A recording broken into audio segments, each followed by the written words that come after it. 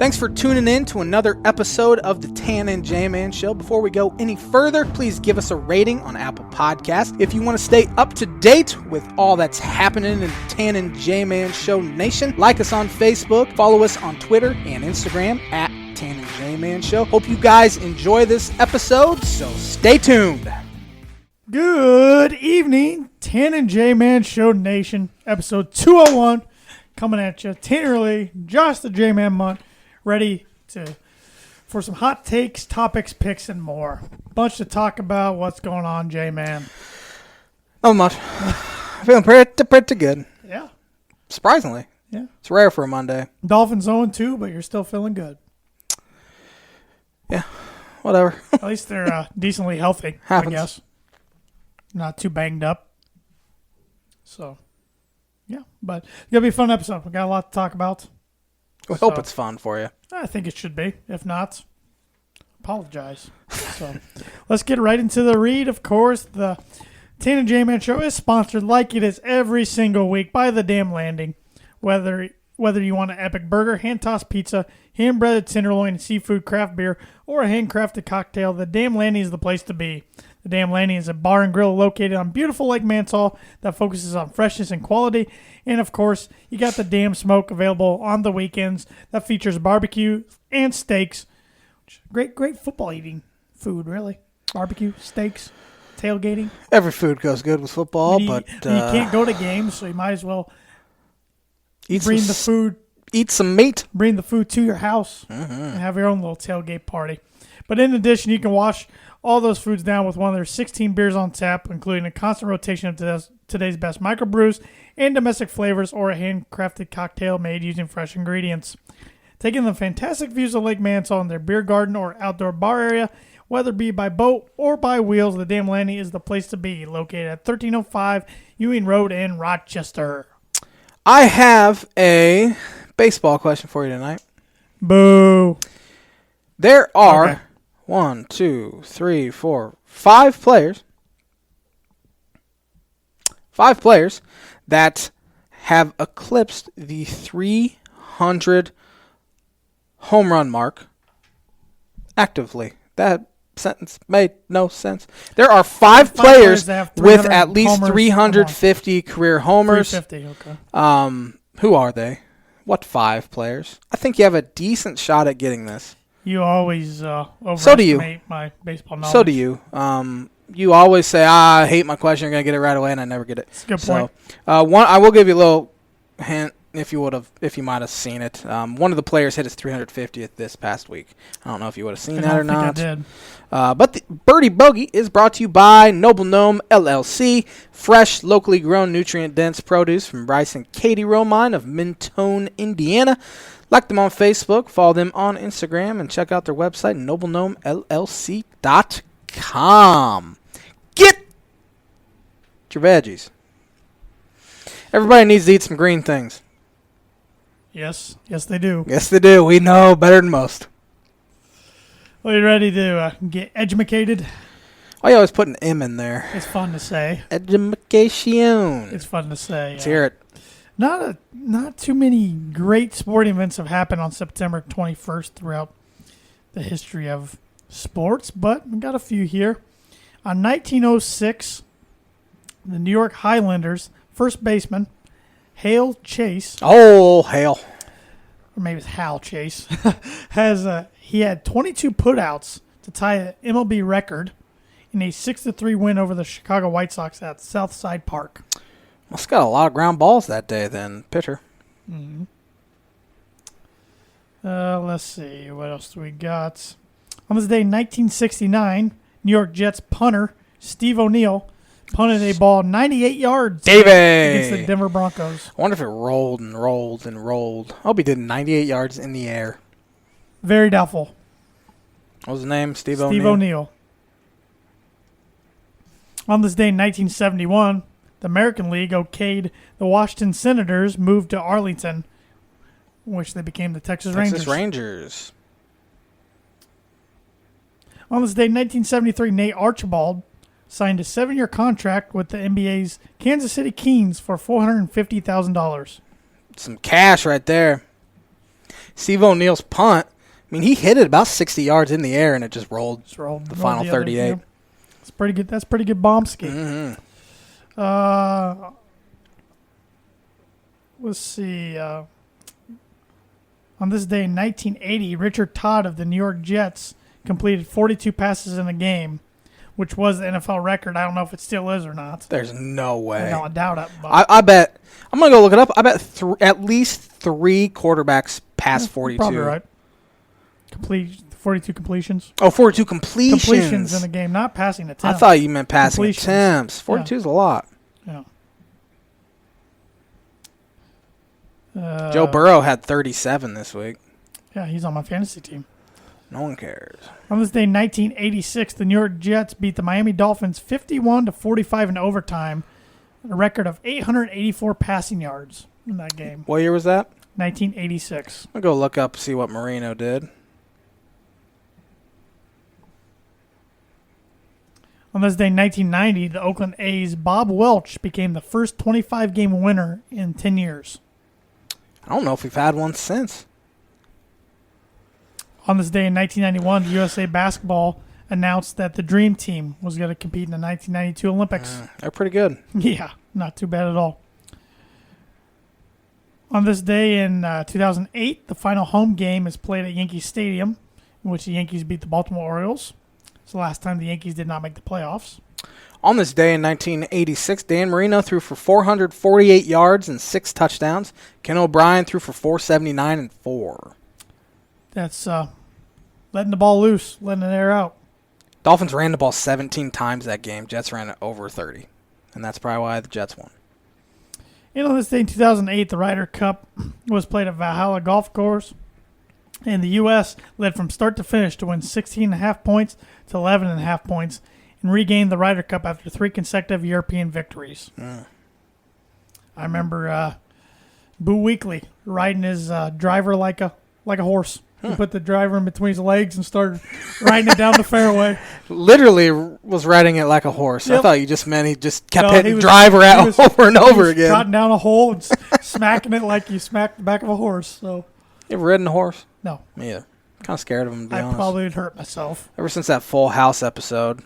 Oh, yeah. Where Michelle fell off. Michelle fell off and got amnesia for a little bit. Smacked her head. Yeah. Yeah. I honestly didn't think we would have a Full House reference on this podcast tonight, but here we are. That's why I show up every week. One of many reasons. And the On This Day segment is brought to you by Proforma Print House. If you're looking for a trustworthy, dependable resource for your next trade show, company picnic, or sales meeting, Proforma Print House has over 50 years combined experience in promotional products and commercial print. They strive for fast and efficient response to all your print needs. You need to look no further. Let them be your one-source print and promotional company. Give them a call today at 574-210-3815. The Big Ten announced when they were going to start their football season. October. Is it all 24th? I saw it 23rd. 23rd, 24th. So some games will be on Friday, but they haven't announced yet. And the schedule has been released as well. Yes, I'm trying to pull that up. Tanner, as our loyal listeners know, is a Purdue grad and huge Purdue sports fan. And for those loyal listeners know that I'm a huge University of Miami Hurricanes football fan. Yeah. So I don't really have much to add to the Big Ten convo. I know I live in Big Ten land. You're an Illinois fan. I'm not an Illinois football fan. I'm an Illinois basketball fan for those who are tuning in for the first time. But not football so much. Used to be. Not anymore. And until they have a good year this year and he's back on the wagon. They had a good year last year and I was not back on the wagon. I got audio proof that said you were back on the wagon. I was back on the wagon for like a day, and then they lost to Northwestern, and I was off it again. Well, that is your arch rival there, Northwestern. You don't like anything about them. No, my arch rival is Florida State. Who your Canes play this week, so we're going to have to predict that one, and I'm sure that'll be part of my bucket. Ooh. We'll see. You don't have Rory McIlroy to pick this week. No, and I think I'm kind of giving up on the Rory McIlroy. He made the top 10. Train. See, I feel like that had a little bit to do with me. Yeah. Got that little extra oomph knowing I picked him once again. That might be the first top 10 finish he's ever had when I picked him. He's usually missing cuts when I I book feel it. like a lot of times he has backdoor top tens, but He could. I could be wrong. But yes, the Big Ten schedule's out. Like you said today, the over and under in Vegas came out. But I guess first off, are you surprised that the Big Ten's going to play? I think originally they thought we're going to be the first conference to do it. People will follow our lead because we're the big, bad Big Ten. And no one followed their lead, so now they're having to backtrack, and they're going to start a season with their tail between their legs, knowing full well they could have easily been playing right now. Yep, they definitely got pressured a little bit in the corner to play, but they're going to get it done. I mean, it's going to be a 9-game season. You're going to have 8 games. You're going to play 6 of them within your own division. Then you're going to play a cross-division rival and then another cross-division opponent. And then your 9th game is going to be during conference championship week. So say Purdue finishes 3rd and Penn State finishes 3rd, they would play in the week 9 game. That's how it's going to be. First place first, second, third, fourth, so on. So kind of like the idea. It's going to be an unusual year, so you might as well do something kind of unusual anyways. Yeah, this is the year to get crazy with it. And, there's going to be some cold weather games. I mean, you're not starting until late October, so you're going to play all through November and through mid-December. So, and all those games are going to be on campus, as far as I know, until December 19th. So, it's going to be cold in like Minneapolis, Wisconsin. But really, Wisconsin's used to playing late November. And, I mean, the weather's all not Big Ten schools that are, much. but December, It it can get dicey, I guess, a little more so than Yep. Thanksgiving time. But it's going to be interesting, but I'm just excited to have Big Ten football back to talk about and to watch. The SEC's returning this weekend, so we're finally getting more college football. It's been still only a handful of games or so last few weekends, but we're starting to get more. The Mountain West Conference is looking to maybe get into action. The Pac-12, looking to maybe do a 6-game season in November. The MAC, the Mid-American Conference, is looking to start. I think these conferences realize, hey, we got to do something. Have to. The Big Ten Conference today was reported in a normal year they make $54 million off TV revenue. This year it's going to be about 36, but that's $36 more million than it looked like they're going to make 2 weeks ago. So very excited about it. As J-Man noted, the schedules did get released. Nebraska didn't get any favors done to them by the Big Ten. Classic. Week 1, they're going to Columbus against Ohio State, who's now jumped back in the rankings, and a lot of people have them in their playoff predictions. And Wisconsin at home week 2. So, yeah, Nebraska's been whining for years now about everything, thinking they deserve to get this. Just have the Big Ten catered to them in a sense. And I thought it was so funny that Nebraska fans thought they were the reason the Big Ten is back. And so Kevin Warren said, nope, we're going to give you the hardest possible start to the season. Yep. And Nebraska fans and their AD are not happy at all. But, hey, you guys said you would play anybody, you'd play anywhere. So there you go. You kind of put your foot in your own mouth, so to speak. So, but 4 weeks from tonight, we will have a Big Ten preview show. It won't be as long as usual, but at least we get to kind of do one this year a lot later than we were hoping, but at least we get to do that. Maybe we'll start doing some NCAA picks starting this week too, now that there's more games going on. But I do want to go over the over-unders real quick and get your thoughts on those. Starting with Ohio State, over-unders 8.5 wins. So you're either saying they're going to win 9 games or not. I think they win them all. So you think all 9 and conference champ. Conference champ, once again.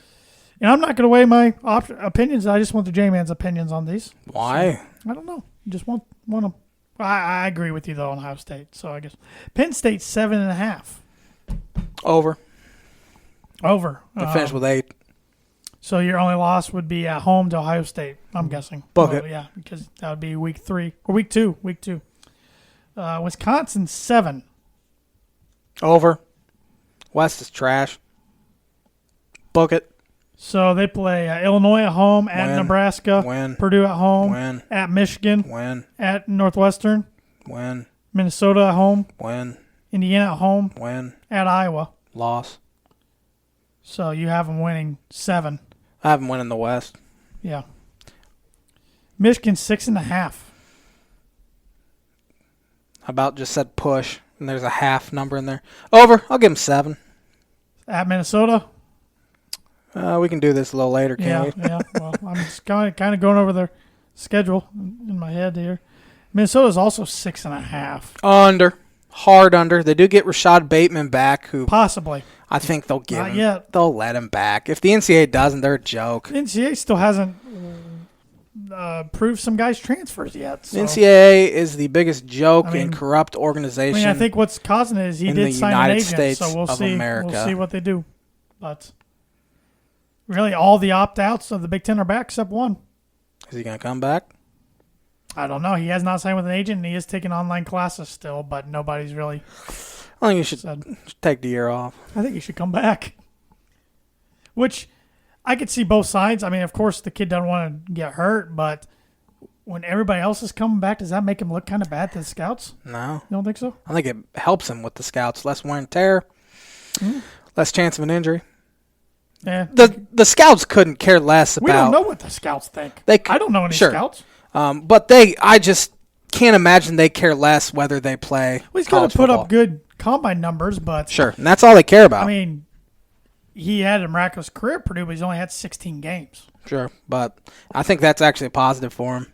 But I was hoping maybe the Bateman coming back might, because if Bateman comes back, has a good year, he might get picked over Rondell, because Rondell is starting to fall a little bit in the mocks. But I think that's because pretty much every wide receiver that's highly ranked except the one at LSU is playing. They haven't seen Rondell do anything, and say he goes to combine and shows out, he'll fly up the. No, he will. I mean, he's anyway. good, and I think he will combine, shine in the combine. We'll setting. see. I mean, I'm not real optimistic. I think he would have kind of already made a statement that he's coming back, or he would already be on campus. But hey, if I'm Jeff Brom, I'd say, hey, you can live in Louisville if you want, and just come up 2 days a week and practice, and we'll put a red jersey on you. We won't have you do contact and practice. I'd do anything I could if I were him. I'd tell him, hey, if you want to wait until an hour before the first game against Iowa and show up, that's fine. I mean, that'd be terrible. I'd cater to him however I could. How would the other players feel? I don't think they would care because they would. They understand how good I'm Moore is. Sure. Sometimes his talent, teammates. Sometimes talent can cater. So I'm sure his teammates would resent the heck out of him if that were the case. It's a little different if you're playing professional sport. I'm sure Roger Clemens' teammates hated him for flying in from Texas every time he started. I don't know. Sometimes, I mean, your past performances speak for themselves, and you get catered to a little bit. If I'm his teammate, I would hate him. Yeah. If he helps you win games and gets you somewhere, then maybe. No. Is there anywhere to get this year? Do we even know? Well, right now they're planning to have a playoff. Are they really? Yes, they were doing that without the Big Ten back. Yeah. You watch some college game down Saturdays, man. Been picking their playoffs since the start of the season. I'm good. Indiana 5.5. Over. 6. Wow. 6-3. I don't think there's any shot 6-3. without playing 4 cupcakes. 6-3. So who do they beat out of Wisconsin, Ohio State, Michigan, and Penn State? Where they got those games at? Well, Penn State's at home. Guess it doesn't really matter this year, does Michigan's at home with the other 2 on the road. Oh, they'll get Michigan. No doubt in my mind. That'd be the first time in like 4 decades. But if there's a year to do it, I guess it's now. That's right. I don't know anything about Michigan, so I can't even comment on if they're going to be any good. I know McCaffrey's transferring from Michigan. Couldn't tell you who their quarterback is. Brandon Peters at Illinois.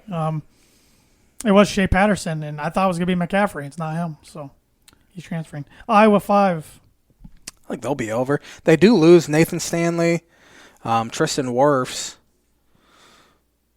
I'm going to go over. I'm going over on a lot of these. Nebraska things. 5. Under. Hard under. Northwestern 4. I think they go 5-4 this year. 5-4. Mm-hmm.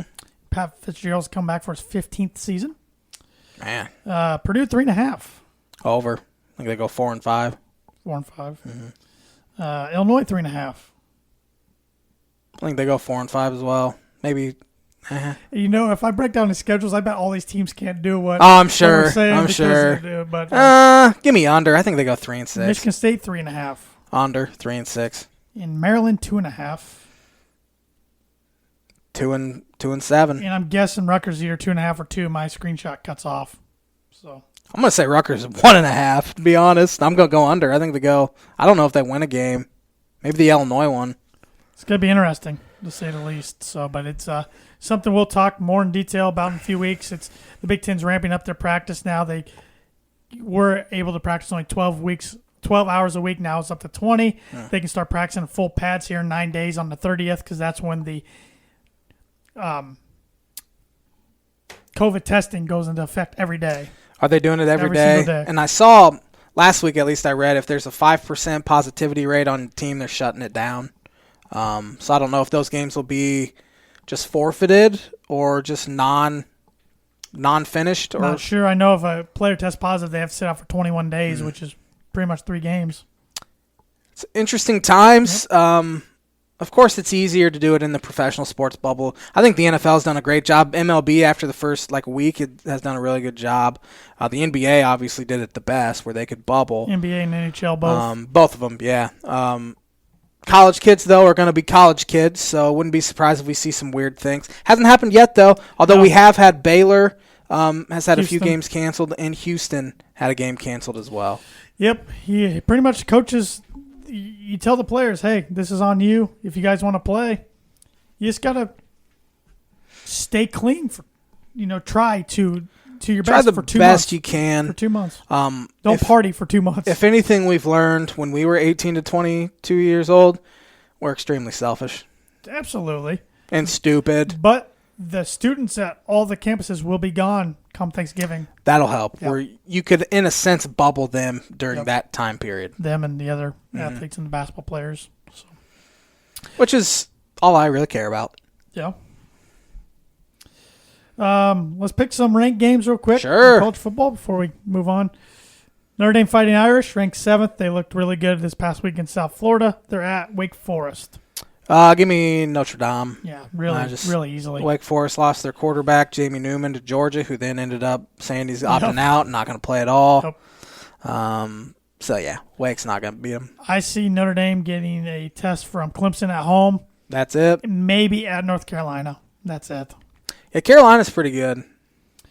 Number 23, Kentucky at number 8, Auburn. Give me Auburn. War Eagle. I know nothing about either team. Bo Nix back for his sophomore year. Yeah, I think he's a sophomore this year. Or is he a junior? I can't imagine he's a junior No, already. he is a sophomore. You're right. He is a sophomore. Give me Auburn as well. Kansas State at Oklahoma. Oklahoma's a 28-point favorite in this bad boy. Give me Oklahoma. Spencer Rattler. Easily. Heisman. Georgia Southern at number 19, Louisiana Lafayette. Louisiana Lafayette squeaked one out in overtime against Georgia State over the weekend. Give me Louisiana Lafayette. Yep, they got a good quarterback. Number 24, Louisville at number 21, Pittsburgh. Louisville coming off a home loss, shellacking to my Canes. I think they bounce back, though, and get her done against the team you said they're playing, which is Pittsburgh. I'll go with Pittsburgh at home. I don't know anything about Pittsburgh this year, but taking them. Is Pat Narduzzi still there? I believe he is. I do, too. Number 5, Florida at Ole Miss. So you got Lane Kiffin making his Ole Miss debut. Give me Florida. I think Dan Mullen's going to build them back into a power. Maybe not where they were when Urban was there, but pretty close. Give me Florida as well. Number 13, UCF. Josh Heupel doing a good job down there. Like him a lot more than their last coach. Easily. At East Carolina. Give me Central Florida. Yep. West Virginia at number 15, Oklahoma State. Oklahoma State squeaked one out against Tulsa on Saturday. Watched a majority of that game. Tulsa really should have won. But I think Oklahoma State bounces back from a near catastrophic loss. I agree. Chuba Hubbard's fun to watch. Forever, I thought his name was Chuba Hubbard. Chuba. It's Chuba. Yep. Learned that on Saturday. I learned it too when Reese Davis pronounced it. I'm like, oh. I think he's pronouncing it wrong. So a lot of people have Oklahoma State as a sleeper to get to the playoff. They can't play like they did on Saturday. They can't. Mississippi State at the defending champion LSU. Mike Leach. That's right. Mississippi State debut. They're going two of maybe the most fun coaches in college football, and Coach Ed Orgeron. Give me the defending champs, though. Know nothing about them. They lost everyone. They will have a 25% capacity, so about 20,000 in the stands at LSU. That's enough to make a little bit of noise. LSU wins, but in a close one. This could be close. Yeah, Mississippi State, or at least Mike Leach's offenses, are hard to stop. Number 8, Texas, looking really good so far this year at Texas Tech. Give me Tech in the upset. Ooh. Yeah, got to pick an upset. I was ready to pull it, but since you did it, I won't, and I'll go. Red Raiders. I'll go Longhorns. Number 22, yes. Number 22, Army. At number 14, Cincinnati. Give me Cincinnati. Yeah. Yep, Cincinnati's a 14-point favorite. I think they get it done. Number 4, Georgia at Arkansas. Give me Georgia. Georgia's a 26-point favorite, and I think they roll. Ooh. New coach there in Arkansas, too. Yep. Number 2, Alabama. Alabama. At Missouri. Give me Bama. Yeah, easily. My opinion. Chase Daniel ain't walking through that door. Florida State at number 12, Miami, This Florida. will be the J-Man's Book It prediction of the week. My Canes roll.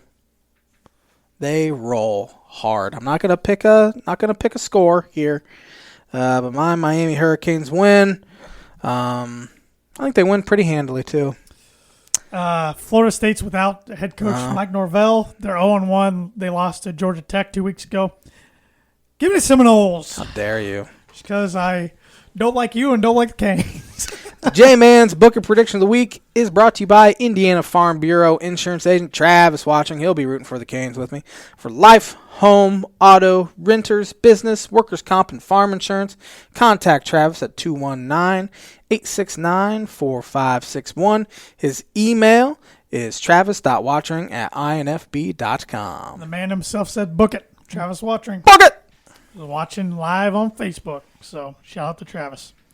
And we got a few more games to pick here. Vanderbilt at number 10, Texas A&M. Give me an M. Easily. Jimbo needs a good year. It's of course, time this is a year you can't really evaluate. Yeah. But I bet you some coaches will get fired 100%. this year. So it's time to take that next step up. You're getting paid $100 million.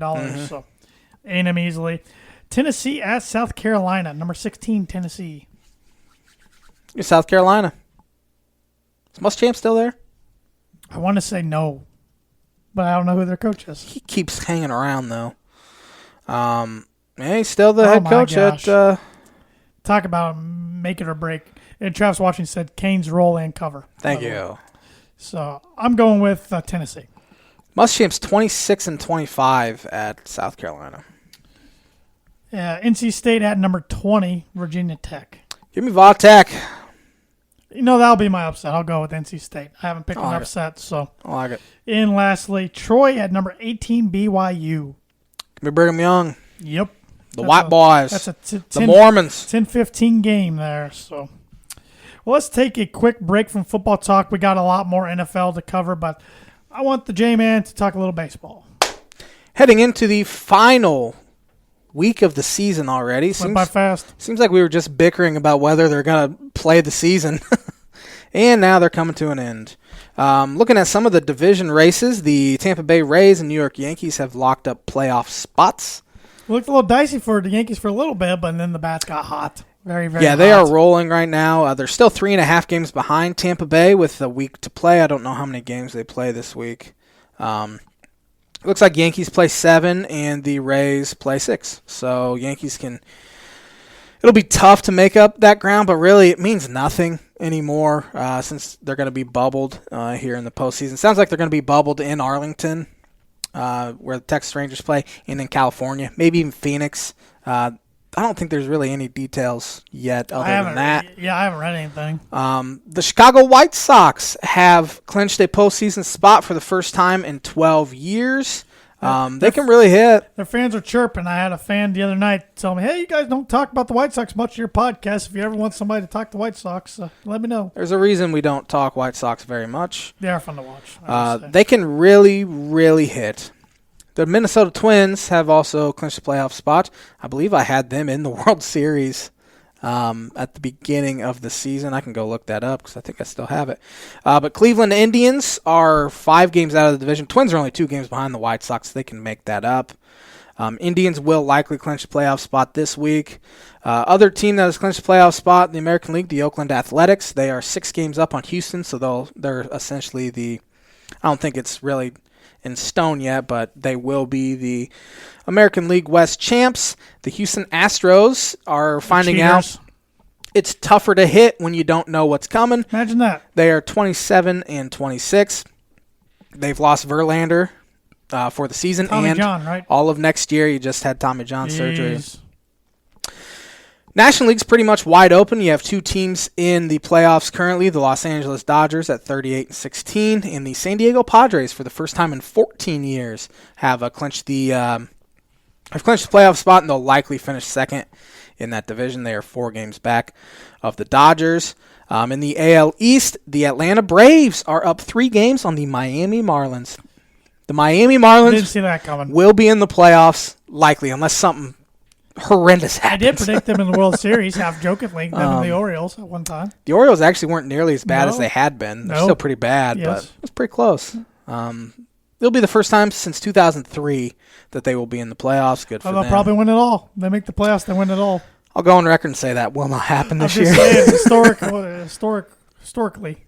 Yeah. Philadelphia Phillies are 4 games behind the Atlanta Braves for the division. They will likely be in the playoffs as well. However, looking at the rest of these races, the Cubs are up 3.5 games on the St. Louis Cardinals, 4.5 games up on the Reds and Brewers. They're still in a really good spot. They have not hit well at all, really all season. They hit shade under 214 as a team at Wrigley Field this year, so it's kind of a blessing. They'll be bubbled in the postseason.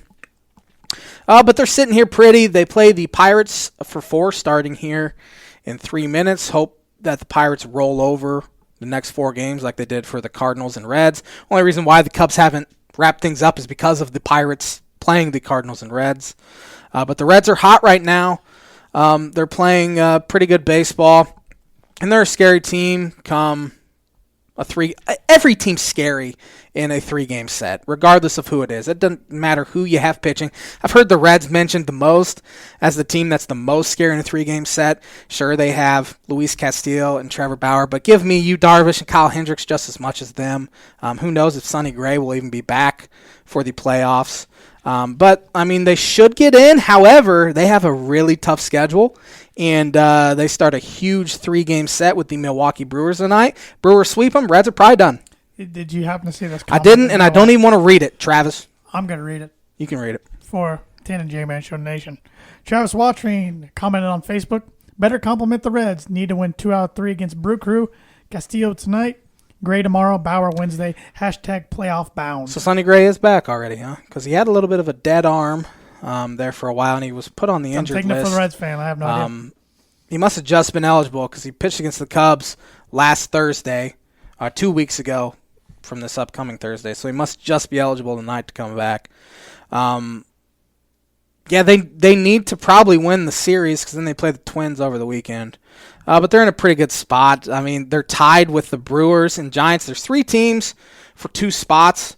3 teams for 1 spot, really, here. And it's actually 4 teams for 2 spots because the Phillies are a half game up on the Reds, Brewers, and Giants, who are all tied for that last spot. So it could get interesting here this week. The Brewers and Reds, as I said, play each other. And so that'll be this will probably be the make or break series for both of those teams. Brewers then play 5 games at St. Louis. Starting on Thursday night. So that's not going to be easy for the Brewers. Reds are probably feeling pretty dang good about where they're at because, as I said, the Reds play the Twins for 3 over the weekend. What happens if it's a Reds-White Sox World Series or a Cardinal-White Sox World Series? I'll be praying for the sweet relief of death. I'll tell you that much. It could be an interesting podcast if that happens. But anyway, Cubs, as I said, they haven't been hitting the ball well. They've still been pitching fantastically. They've only played 5 games this past week. Kyle Hendricks threw an absolute gem on Friday night. Went 8 shutout innings while striking out 10. He's currently thrown the most innings in Major League Baseball this year with 73 2/3, and he's tied for 282nd in walks. He's only walked 7. I've said this about every single show, it seems like I say this. He is the most underrated pitcher in the game of baseball. Gets no Cy Young respect at all or even talk. He had the same odds as Jose Quintana to win the Cy Young before the season, which is just blasphemous. He's currently Good word choice. fifth. Thank you. He's currently fifth in baseball in pitcher wins above replacement. Over his last 20 starts, he has walked just 12 batters in 124 innings, and he's the only pitcher with 3 outings of at least 8 innings this season. He won't win the Cy Young Award. It'll likely be, I would say, probably Jacob deGrom or Clayton Kershaw.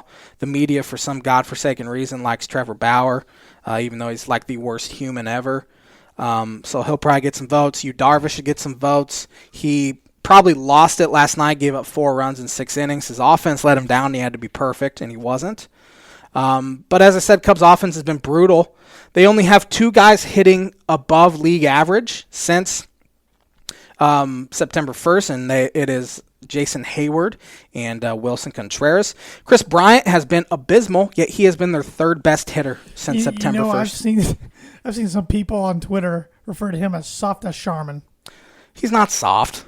That's just that's just a dumb. Some people on Twitter I've seen. Twitter people are stupid. Don't listen to Twitter people. He's not soft as Charmin. Don't listen to him either. He's on Twitter. I'm on Twitter, not that much anymore though. I'm on maybe once a game, twice a game anymore. I don't go read or pay attention to it.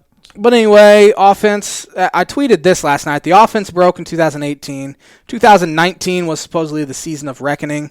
What's Theo going to say after this listless performance by his offense this season? Did nothing to fix it, like he said he was going to in the offseason. So he can't really blame anyone but himself. He's been, as I said, the pitching staff's been awesome. So he's been really lucky, or it likely would not go well for him. This offseason, however, he's already been mentioned as a potential president of baseball ops for the New York Mets. Take him, Mets fans. It's been 10 years. Has it been that long already? Wow. It was 12, 13, 14, 15, 16, 17, 18, 19, 20, 9 years. It's time for a new voice, new head voice in there. 10 years is a long time in sports. You need a new voice eventually in there. And same way with the core. Kind of have to split them. I wouldn't even call them a core anymore. So what? Who do you split off? All of them. Don't keep any of them? Keep Rizzo. Baez? Okay. The rest, I wouldn't. Do they? Wilson Contreras, maybe. Who knows? They just. Now you're talking yourself into keeping more. Bryant, looking back, should have traded him in the offseason. Yeah. Schwarber thought he was going to have a good year. He got benched last night for lack of hustle, which is not like Schwarber. And I think it was more just try to light a fire under him because he hasn't been hitting. Yeah, David Ross continues to hit Chris Bryant and Kyle Schwarber in the top 4. He's not tonight. Bryant moved down to 5th. Offense just has to find a way to hit, and they haven't done it all year, so I don't know why we think they'll just magically start. But John Lester might have just made his last start at Wrigley Field as a Chicago Cub. After the game, he was pretty emotional. He said he didn't realize it, or I didn't realize it till after the game that it was his last start. But he said, didn't think 6 years would go by this fast. Chicago is home, and there's no other jersey I'd rather put on to win my 200th next season. He's at 192 wins. It just stinks. There were no fans. Maybe he goes back to Boston. Usher him off. Actually, I think what'll happen, he gets a $10 million buyout because Cubs aren't picking up his $25 million option. And I wouldn't be surprised if the Cubs come in with like a 1-year, say $2 million deal with some incentives to get it up a little more because he'll already have made $10 million. He's not going to be needing a huge deal for next year. So I would not be surprised at all if he is back. But Cubs need to clinch here early, so this series over the weekend against the White Sox means nothing. That's all I got baseball-wise, bro. All right, we got a lot of football, NFL to cover here in about 20 minutes. Rough day injury-wise around the league yesterday. All over the place. Unbelievable. It's crazy. A lot of big names go down. Saquon Barkley, ACL. Nick Bosa. ACL. I think it was ACL. Solomon Thomas, ACL. Jimmy Garoppolo, high ankle sprain, but don't know how long. Raheem Mostert, MCL. Those are just all on the Niners, except Saquon that I mentioned at the beginning. That's a Giant, of course. But Christian McCaffrey banged up out a couple weeks with the ankle. Drew Lock for the Broncos, shoulder. Is that a big injury? I'm just naming ones off Well, it is for the Broncos. Now they're without a quarterback for a little while. Jeff Driscoll to the rescue. Cortland Sutton out ACL. He only had 3 catches for 66 yards this year. It was in the half that he played. The Broncos just banged up. They're fighting. They darn near. They had a chance to beat the Steelers, which I think the Steelers are a really good team, at least defensive wise. So the Broncos aren't the only team to get hit by the injury bug, but probably Niners than them have probably been hit by it the worst because they did lose Von Miller before the season even started. And A.J. Boye, number 1 corner, is hurt as well. But it's part of the game. I don't know what's attributed to all the injuries. I don't know if it's lack of contact in practice, lack of preseason games, or just bad luck, combination of all. I'm not really sure. And I don't know if really preseason would really help with the injury issues. I think it could just be, bad luck situation. I mean, it's rare to see this many injuries in a given week. I remember last year. That was the worst Sunday I've ever seen. Last week, people were saying, why do we need preseason? These games have been awesome. And now the next week, it's like, oh, we might need a preseason because these players are getting hurt. Yeah. Make up your mind, people. I think you give them 2 preseason games. Cut in half from 4 to 2. You kind of have to have a preseason of sorts. Especially for guys trying to make the team. Yeah, because a lot of these guys won't ever see a snap in the NFL when they usually probably would get picked up. So Bruce Irvin, torn ACL for the Seahawks last night. So I'm sure there's others I'm forgetting. There's just a lot of injuries. A lot of ACL Paris injuries. Campbell, it was not a torn ACL, but Malik Hooker as well. Achilles. Out for the season. Yeah, that's the second Achilles injury. Marlon Mack, week 1. The Colts looked good yesterday, though. 3 winners, 3 losers from week 2. 3 winners. The Los Angeles Rams won 37-19 in Philadelphia. I think the team's looked awesome so far. Jared Goff has been phenomenal this season. Other winner, Dallas Cowboys, came back from 29-10 down at halftime, and they were down 39-30 with 1:49 left. Scored a touchdown, get an onside kick where the known chokers, Atlanta Falcons, just refused to cover the onside kick I or believe even the try. Falcons are the first team in NFL history to score over 30 points and have 0 turnovers. 0 and turnovers lose the game. and still lose. So they got what they deserve. My third winner is the Kansas City Chiefs. Came back from 17-6 down in the fourth quarter, won in overtime. Harrison Butker's nails, man. Yeah, they're 6-0 when Mahomes is down 10 points or more. Patrick Mahomes has won 6 games in a row in which he's trailed by 10-plus points. I do think Justin Herbert looked really good this week. However, Anthony Lynn, for some reason, said he's not going to be the starter when Tyrod's healthy. I think that will ultimately change because you can't just start your 6th overall pick and then just not play. He played very, very well. And he played well. Looks like he's got a promising career. And another reason why I'm fired up about this Drew Lock injury, because the Broncos have to figure out what they have in their quarterback, because you got Mahomes for at least the next decade. And Herbert looks like he's going to be the future of the Chargers. I'm not worried about the Raiders right now with Carr. Raiders. But, so frustrating, but is what it is. I'm used to my teams getting injured now, but just frustrating. My 3 winners, Indianapolis Colts. I had the Vikings going in there winning, and that was the only game both J-Man and I have missed to date. We're never going to have a better week and pick them than we did this past week. But I thought the Colts just played well. Defense was great. Got in Kirk Cousins' face, create some turnovers. Kirk Cousins is horrendous. He's not a franchise quarterback. Yeah. Other winners, I will go with the Seattle Seahawks last night.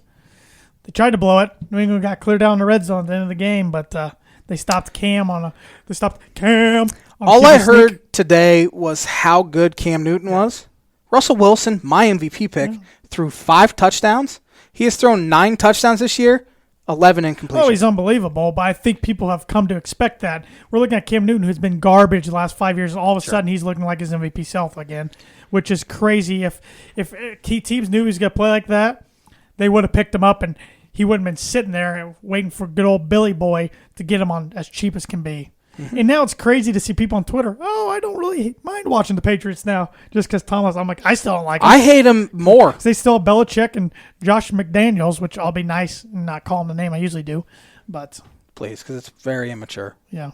But my other winner, oh, man, I'm trying to think. Arizona Cardinals. Big time. They've already got 2 wins. That I predict them 2-14. I had them 9-7. Machine, so I think they're going to be a pretty dang good team going forward. 3 losers. San Francisco 49ers. They won the game, but lost Jimmy G for 4 to 6 They're weeks. lucky they were playing pretty much the worst team in football yesterday. Nick Bosa and Solomon Thomas, we already talked about this for the season with ACL tears. Sherman's hurt too. I think he's out for the year, or he was put on IR, I think designated to return, though. Yeah. And lost Raheem Mostert. He was also hurt in the game, so I think they're a loser this week, even though they won their game. Kyle Shanahan kind of whined about the turf, but, I mean, Jets and Giants have played on it, and they think it's fine. And they've practiced on it. If they thought it was bad, they'd have them change it, so it obviously wasn't the turf's fault. Minnesota Vikings, listless performance in Indy. Cousins went 11 for 26, 3 interceptions. Great defense by the Colts, but Kirk Cousins has the worst contract in sports right now, potentially. Houston Texans. I know it was the Baltimore Ravens, but they had a chance to bounce back at home against one of the best teams in the league and kind of say, hey, don't forget about us after losing to the Chiefs. We can still be just as good as these guys. Then they just got absolutely whooped. Not sure if old Billy O'Brien lasts the entire season there. You kind of took a few of mine, so I'll change mine up a little bit. Atlanta Falcons, I mean, that's a given, I think. They're becoming the chokers of the NFL.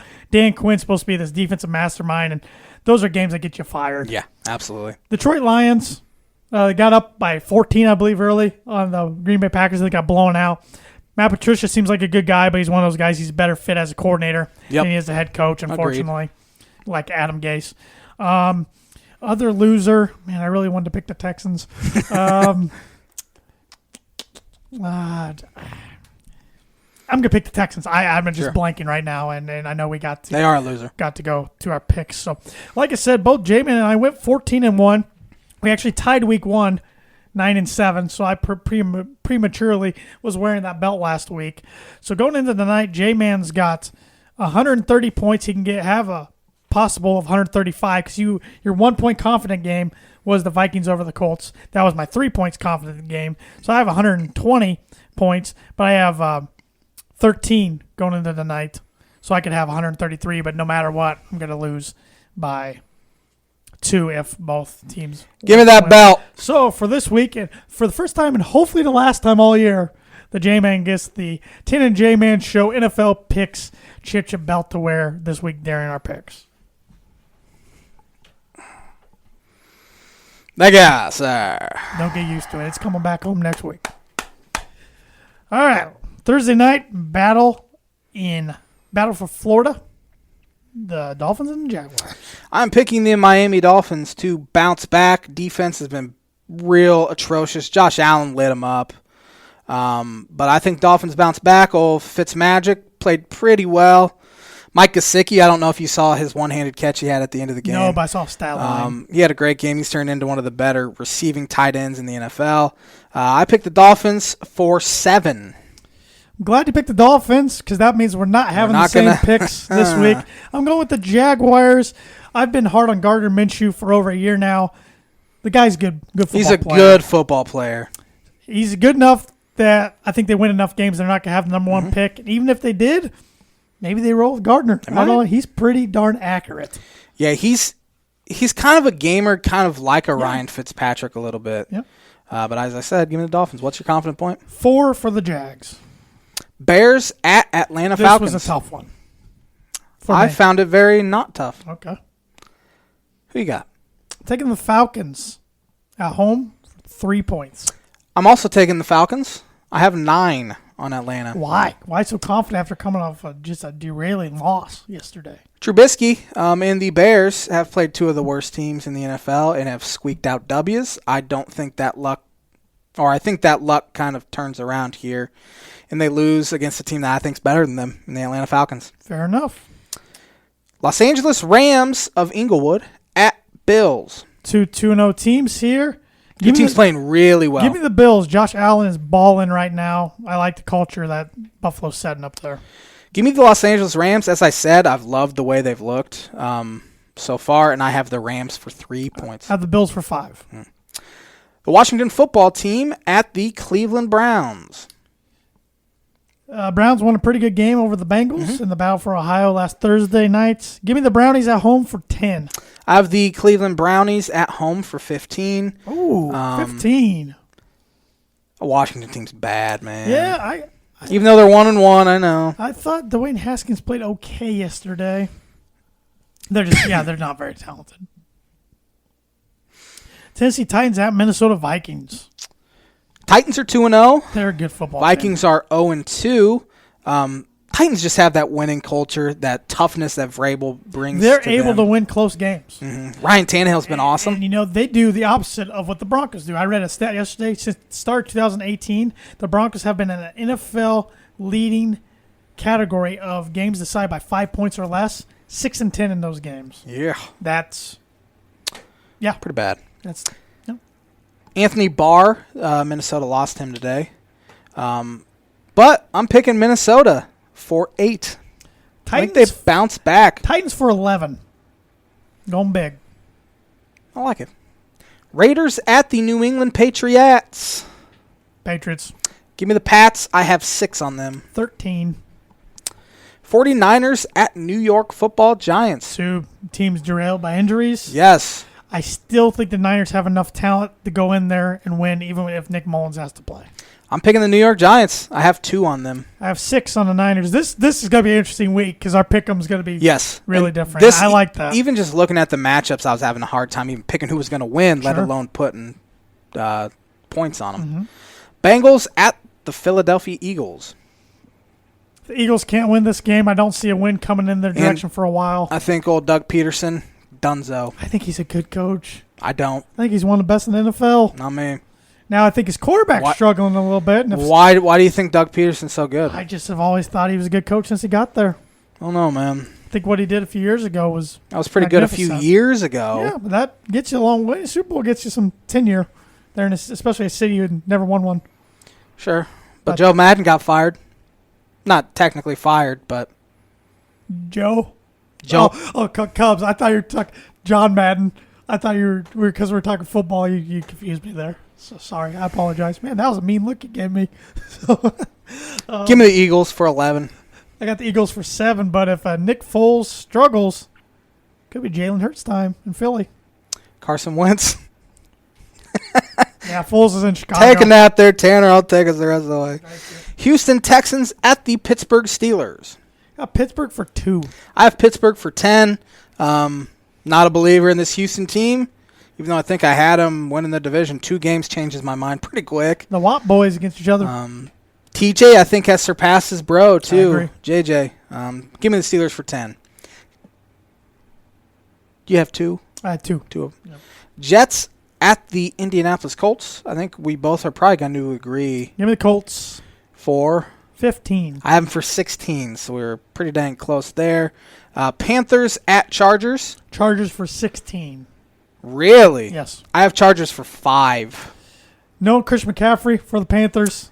Yes. The Chargers have a really good defense. I don't know who Teddy can get the ball to help score.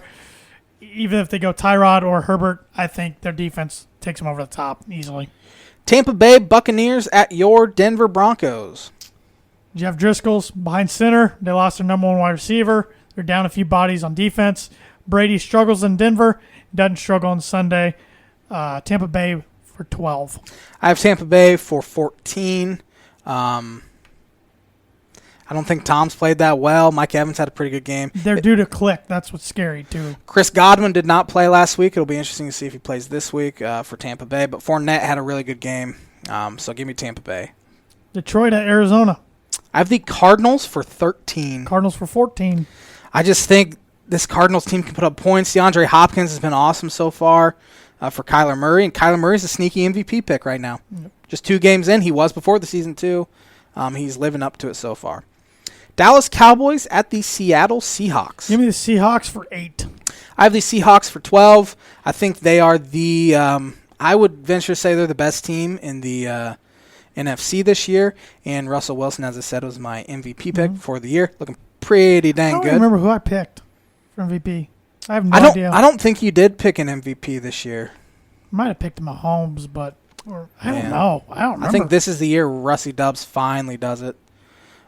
Packers Packers at Saints Sunday night. Sunday Night Football, give me the Saints for 9. Give me the Saints for 4. Aaron Rodgers slinging the ball well. Aaron Jones had a great game yesterday against Detroit. I think that offense is rolling. But give me the Saints.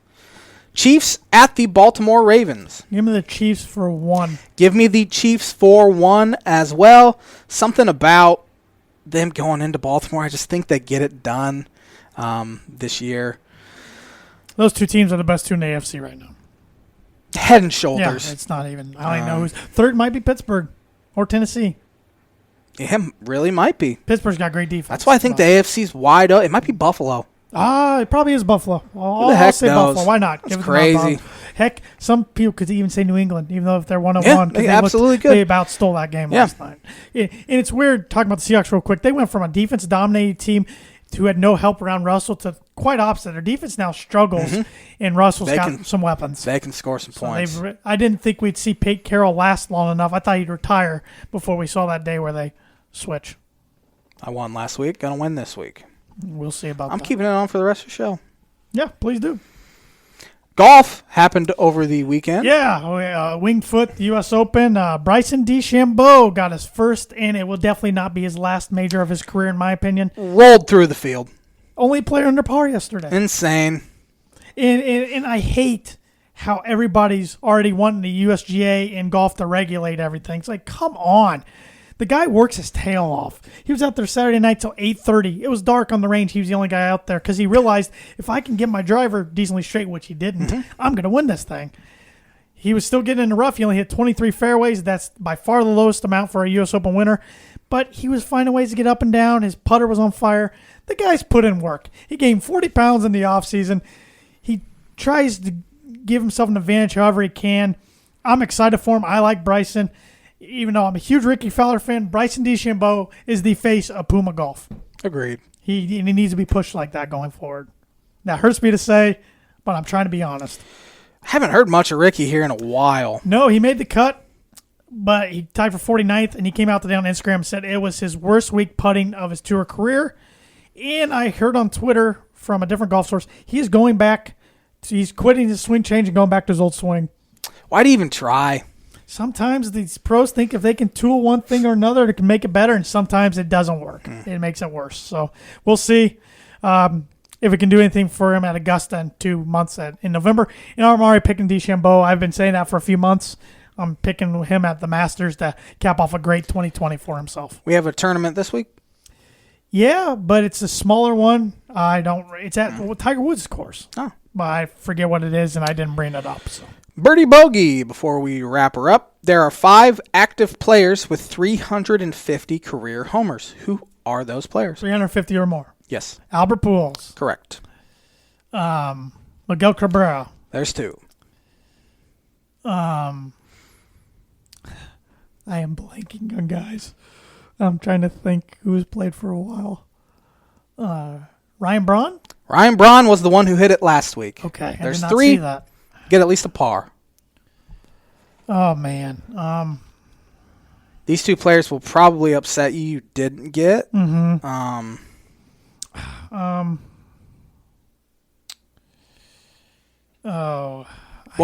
Both players have played with a few teams. Yeah, I'm just blanking on guys. I can't even think right now. Will this help you out? I don't even know what you're doing. The parrot thing. You never seen that? I don't know if it's which arm it is. Edwin Encarnacion. Tommy hits a homer. He does the parrot thing, like on the shoulder. Nelson Cruz. Nelson Cruz, the other one. Okay. You get a par. I got 4. That's a pretty good one. Yeah, Encarnacion and Cruz are those 2 guys I always forget about, and they put up good stats. They played forever. All right, I did better than I thought I would. So yeah, pretty good. That wraps up episode 201 of the Tan and J-Man Show. Buy our merch. You see these coffee mugs here. Get yourself a nice Tan and J-Man Show coffee mug so you can drink some morning coffee or some tea and listen to the Tan and J-Man Show. We got hoodies, long sleeve t-shirts, short sleeve t-shirts, onesies, toddler shirts, infant shirts, zip-up hoodies, whatever you want. We probably got it, and then if not, we'll work on it. So thanks for tuning in to another episode of the Tan and J-Man Show. Stay safe, stay sane, and stay healthy, and we'll see you next week.